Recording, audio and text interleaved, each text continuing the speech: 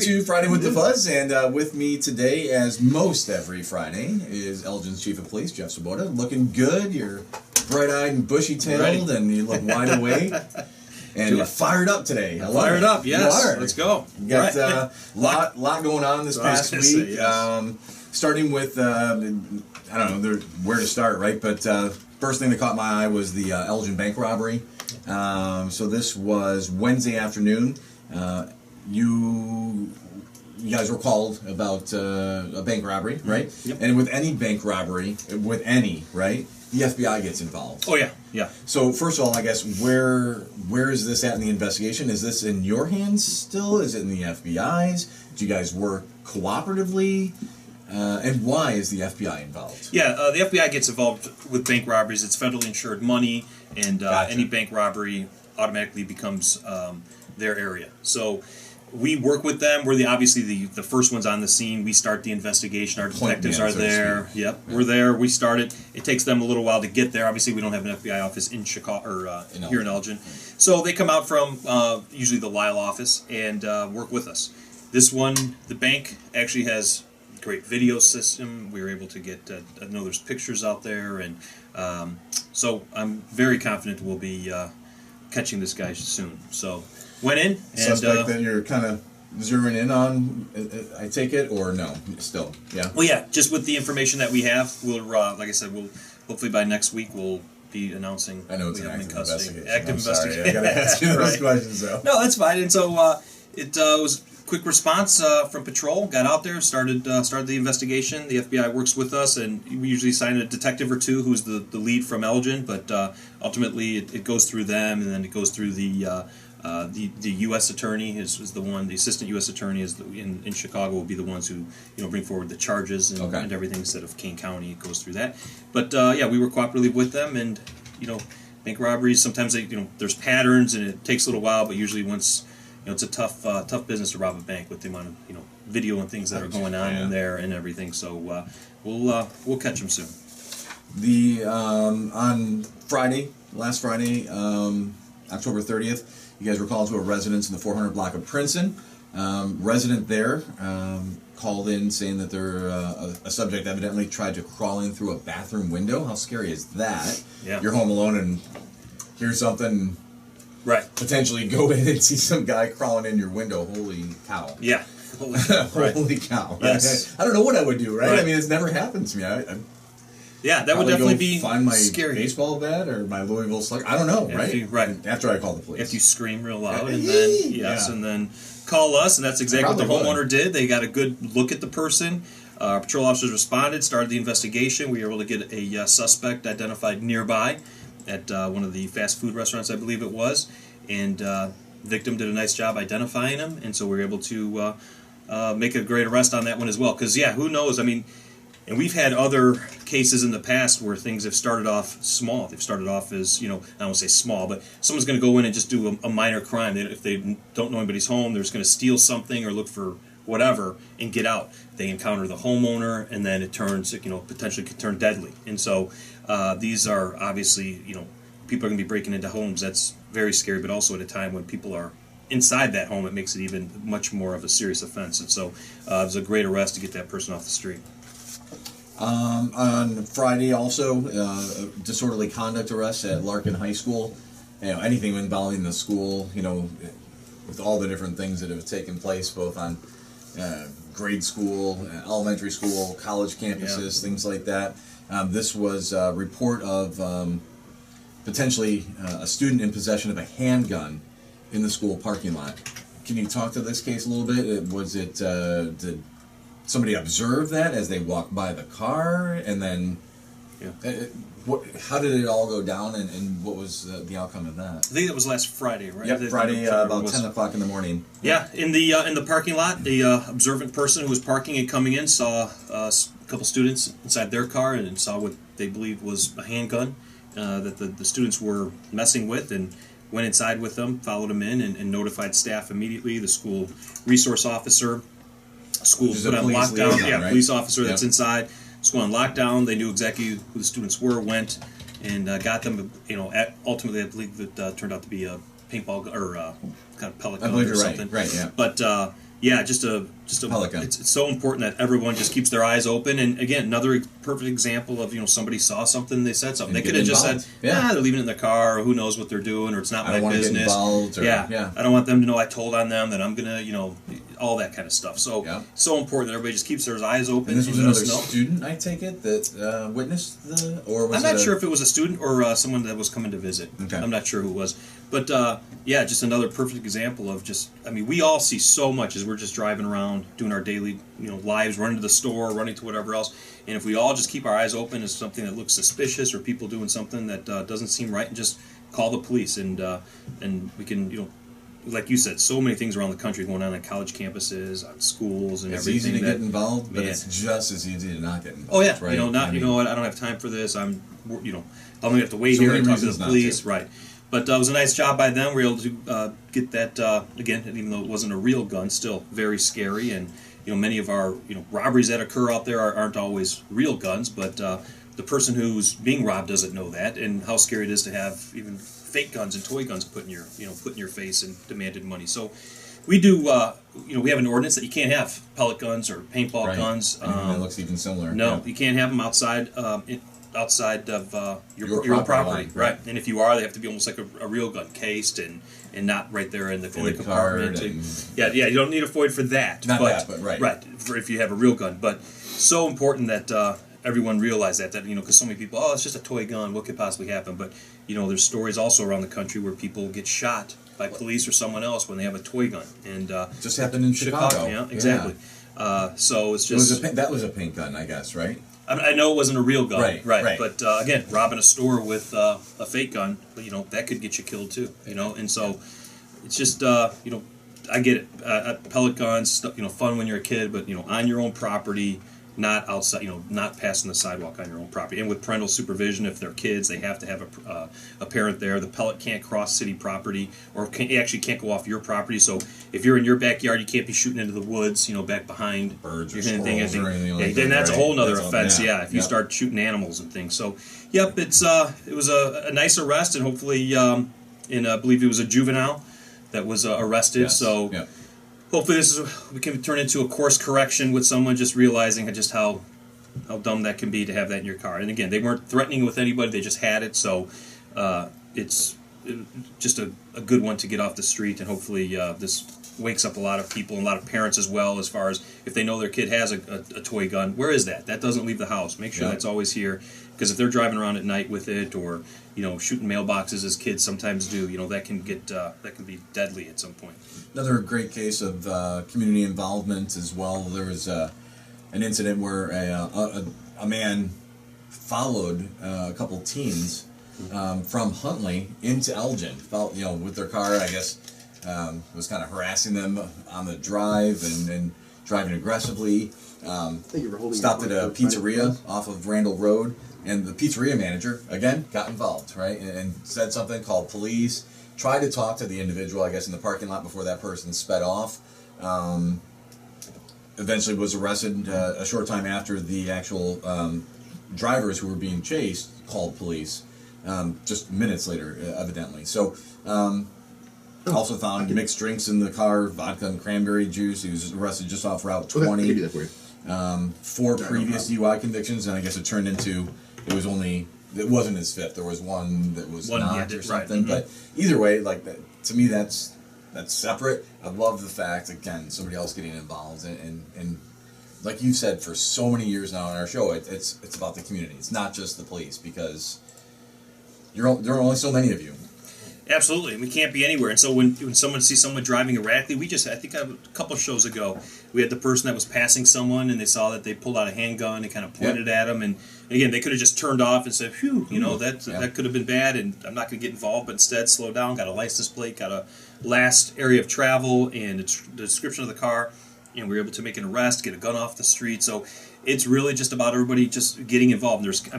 We always scratch the surface of it, but we have just dozens of incidents around Elgin where the neighborhood groups or the people involved in their neighborhoods are getting us the information we need to make quality cases, whether drug search warrants, whether they're loud music. We had somebody show up at the council the other night that was upset with some loud music that's going on in their neighborhoods. But that's what we need to know. Where are the areas where people are having issues with, and this is one where somebody got involved, and then they turn out to be driving under the influence. So it could have been And the guy's from Pingree Grove, so if nobody said anything, he may have just gone back home and done it again, or worse, to somebody else. So exactly. So that was nice by the manager as well, and then the people who were being harassed as well, giving us a call and letting us know what's going on. So that was a good arrest.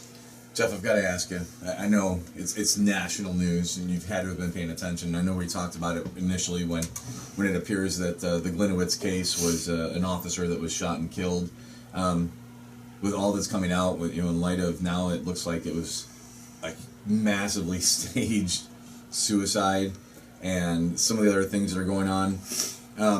First, just difficult, but I'm going to ask you. What's your initial take on it, and I guess, why did it take so long to come to light? There's all these conspiracy theories. I'm sure you see or hear, it's just a big stage thing now, and there's more to this, and this guy's making it look like he's the fall guy. But on top of that, then, too, I guess more importantly, what I would want to ask would be, I watched the press conference with Ann Marin, who's the village administrator in Fox Lake, and she talked about the importance of, and how it really solidified with her, that how important it is to ask those tough questions. And that's kind of what brought this whole, stack of cards down, right? Mm-hmm. What is in place in Elgin to stop something like this happening here? Boy, I think that last one you're talking about this sounds like the stealing of the money and all that. Yeah. But so back to your first part, how I feel with it. I mean, just like everybody else, when when you've been duped. I mean, I went up there to the funeral as well, and I know we were sending people up there to look for the search of the 3 people, and so, it's I don't even know exactly, other than just obviously just so disappointed, right, in that someone in a position of authority would, and it just seems there's more and more coming out every day, and so I'm not up to speed with all of the things, because I just heard something this morning about some new information that's coming out. So, I tell people all the time, police officers are human beings, and as human beings, we're, all, like every human being, flawed at some point, right? And so, it's when it's something like this, and the idea of stealing money, and then tarnishing the badge with all the other things that seem to be coming out now, it's just it's extremely sad, especially the Explorer post was part of it, and dealing with kids, and we have an Explorer post here, so I'm just like everybody else, just as far as like, oh my goodness, I can't believe, it's hard to even imagine sounds with all the stuff coming out.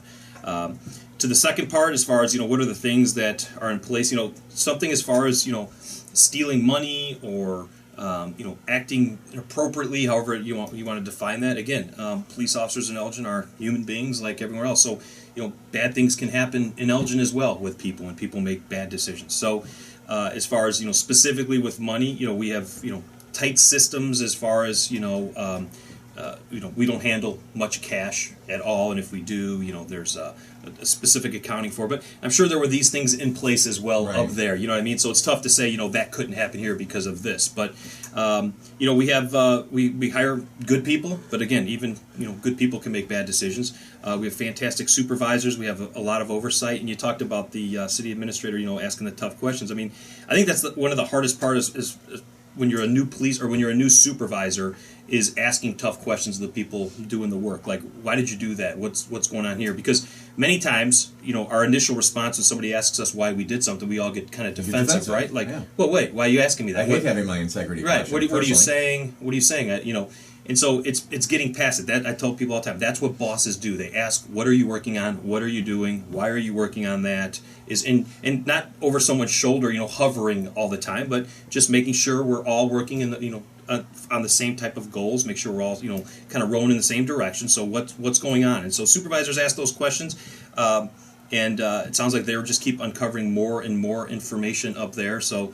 As far as with financial accounting here in Elgin, we have audits that are done, and we don't handle a whole lot of money when we bond people out. There's multiple copies of paperwork. It goes in the bond. That money is counted and rechecked, and there's video all over the police department. And so, but again, things, people can come up with ways to go around systems at any time. You hope you hire good people, and you hope your supervisors are doing what they need to be doing. The systems are in place where You routinely are checking the system to make sure it's working, but it doesn't. I mean, we've had incidents in Elgin where people have fallen short of expectations, and you deal with it and you move on. But yeah, this one is just. I mean, you could probably just have a show for hours on this one case. And it sounds like there's, like I said, more information coming out. So I don't really know where I'm at with that, other than just sad, disgusted, all of the things. Policing in general.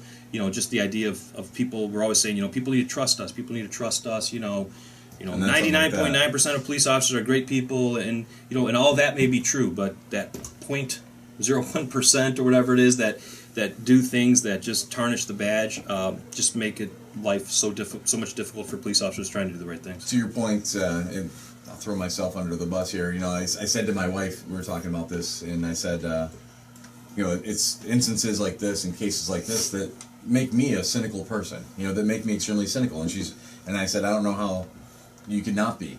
And to my wife's point, she said, I try to look at it as this was one where this is one person, there were 100 good people.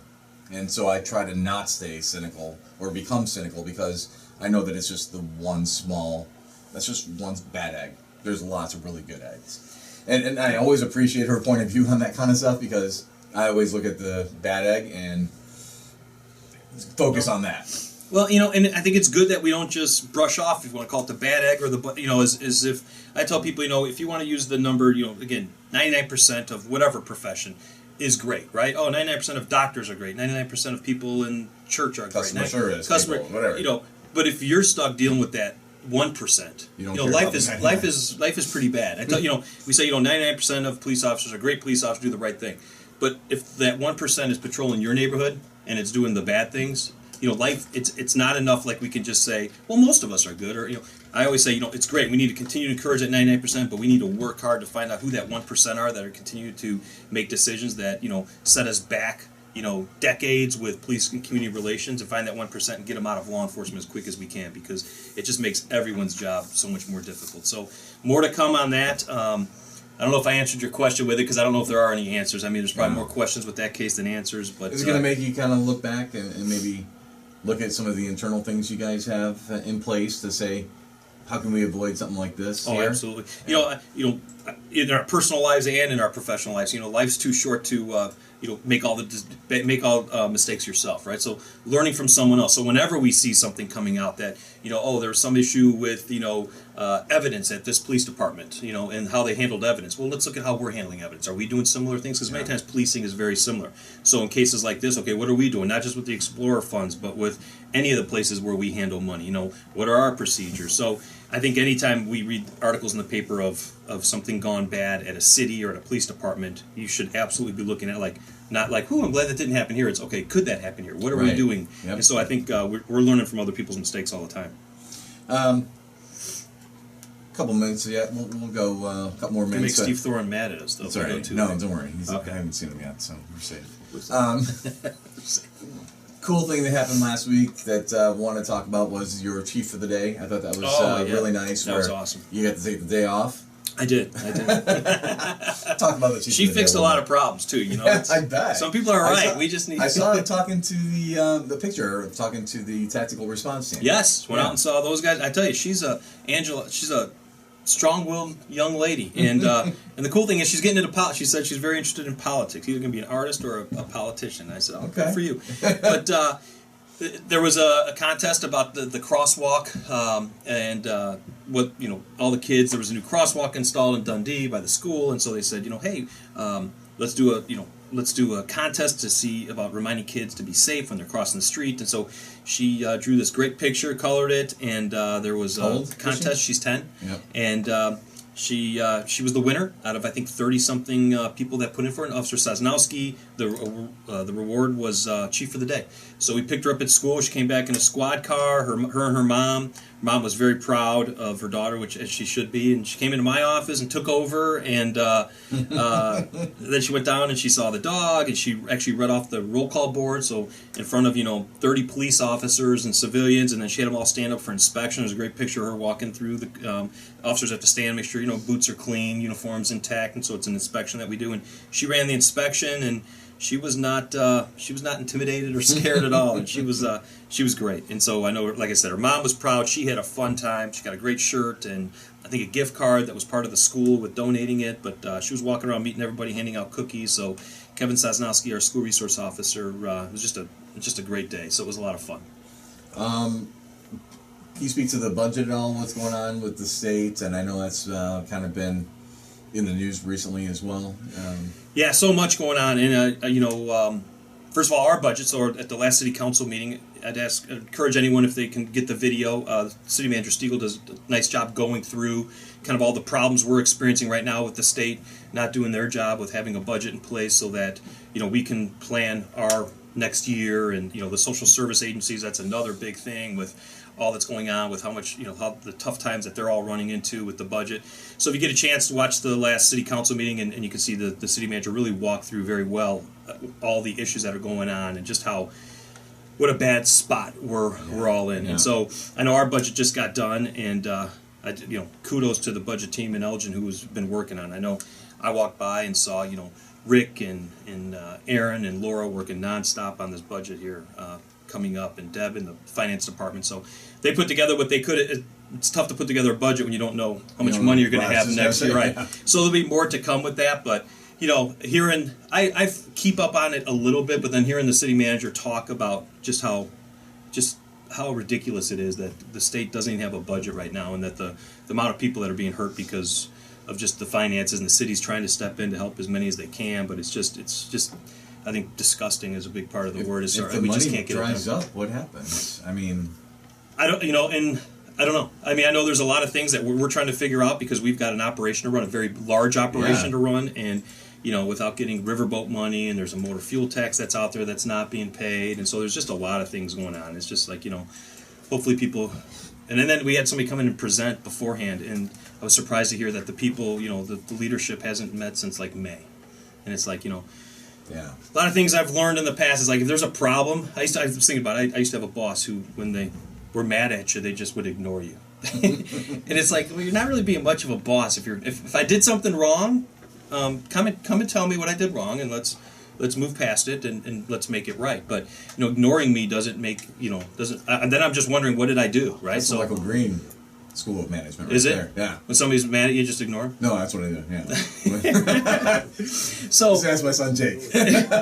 Yeah. Well, maybe in a certain relationship, it's probably good, right? In marriages or boyfriend girlfriend, it's better than saying something I'm going to regret. Yeah, doing that. Just gonna not talk. But as a boss or as a leader, right? It's like if there's a problem, let's talk about it, right? Yeah. Let's not ignore each other and pretend it's going to go away. And so it's just amazing. So I'm hoping Angela can hurry up and turn whatever age she needs to be to run for office and start solving some problems. But yeah, it's a mess. It sounds like it's gonna it's not gonna be done anytime soon, and so we're gonna keep treading along, I guess, as best we can. But I know with all the things within the police department, we've got nothing new that we're coming up with for the coming year until we figure out what's going on. So more to come probably in that. But if you watch the city manager's presentation, I think it'll really spell out very nicely all the issues that are going on in the state and how it affects Elgin and Elgin residents and the Elgin Police Department and Fire Department going forward. I mean, it has huge implications. It's not just something that's happening in Springfield. I mean, it's really hurting the Elgin community.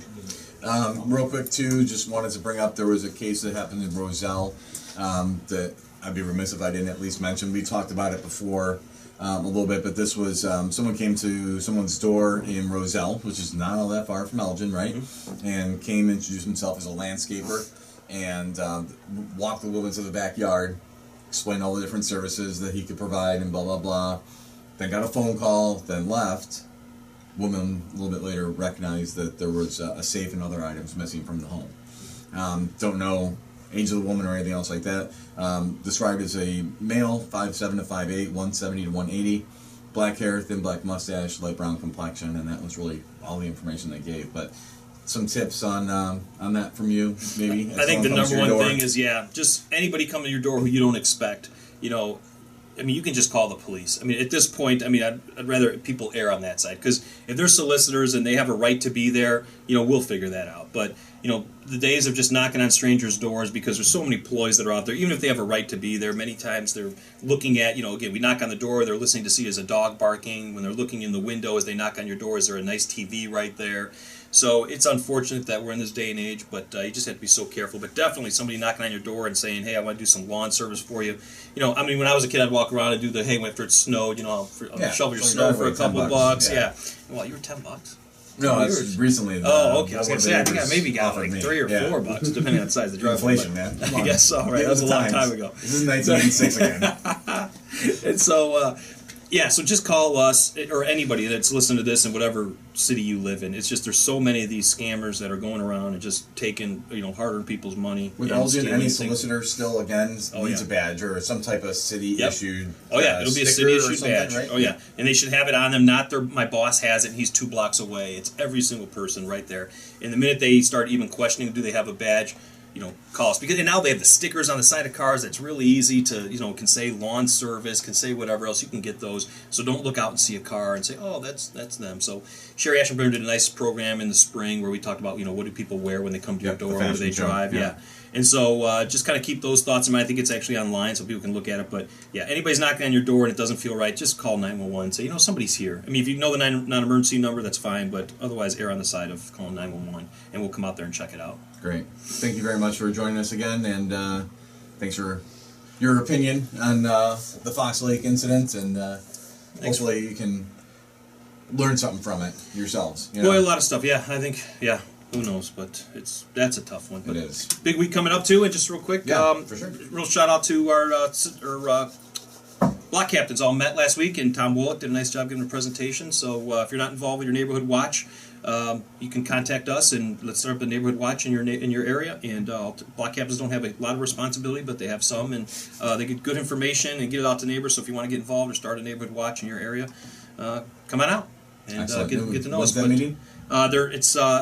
We have different ones every month. It just already happened, but they can follow us, and we put it out on Facebook and everything, and they know because they're on a specific email chain. Gotcha. So come on out, and we'll do it. And big next week, too. I'm heading out to Washington for a meeting at the Department of Justice to talk about kind of some issues going on in law enforcement and future policing and stuff. So excited about that. I'll bring some stuff back for next Friday, and we'll talk about it. So you're making a big time. A lot of good stuff. Next Friday? I'm going to be here next Friday. Washington? I'm going to be here next Friday. We still got some people we still got to be coming in. We're going to do drones. We're going to do some 311 app. We're going to do, there was one other one that we need to do. So I got to line those up. I keep forgetting. Sorry, those things happen. They happen. But yeah, exciting show. What do we got? Another half hour? Are we going to keep going? Yeah. At least another half hour? All right. So then there's one time when I was 10. Start telling stories. Elgin Chief of Police, Jeff Swoboda, thank you very much for joining us. Thanks for having me, guys. Have a great weekend. Everyone have a safe one. Thank you for listening. You're listening to AM 1410, WRMN. In Elgin.